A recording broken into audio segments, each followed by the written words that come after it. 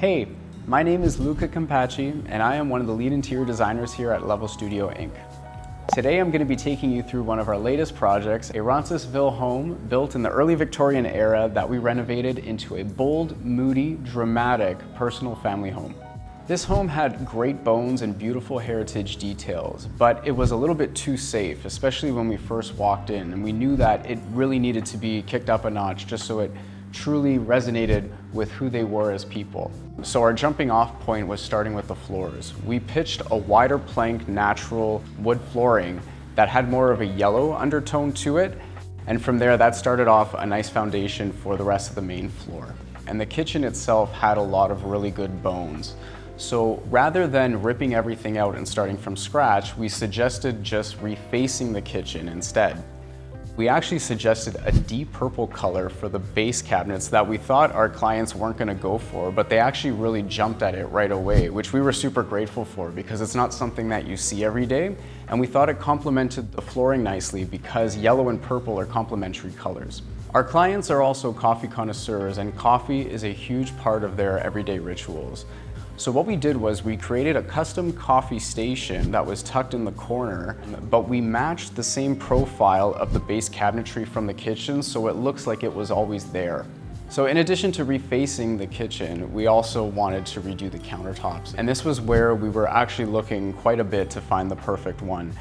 And we found it where it's an engineered quartz that has this purple undertone to it and this beautiful movement in it. And we thought it would make the perfect selection to really tie in those deep purple colors of the island. And we've waterfalled it on both sides as well.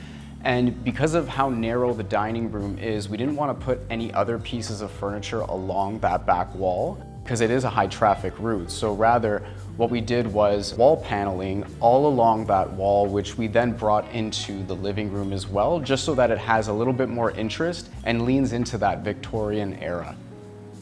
The boldest choice and the boldest room is the living room itself. So after looking at our clients' inspo photos, the first thing we did pitch was, what if we went extremely dark and actually went just black everywhere, including the ceiling?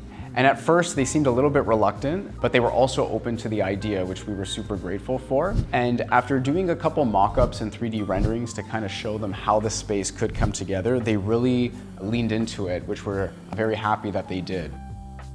We wanted this room to feel like a portal that you would walk into. So aside from just painting the walls and the ceiling, we also painted the original casings on both sides going into the room. So even if you see it from the dining room or if you see it from the foyer, it almost frames that room as well, and it creates this beautiful, interesting moment.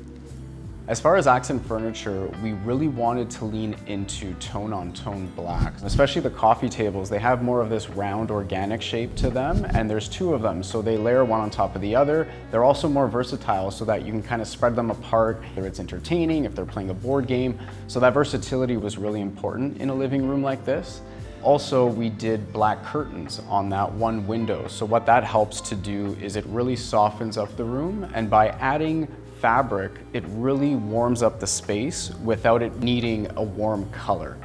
Another reason why we wanted to do tone-on-tone black was so that we could really highlight the colors that are in this space. So we have the beautiful caramel leather sofa, we have that beautiful custom yellow piano bench, and we also found and curated the perfect piece of artwork titled Pink Hibiscus, which is a zoomed in version of a lot of purple flowers that have those beautiful lavenders and plums and magentas that you see from the kitchen.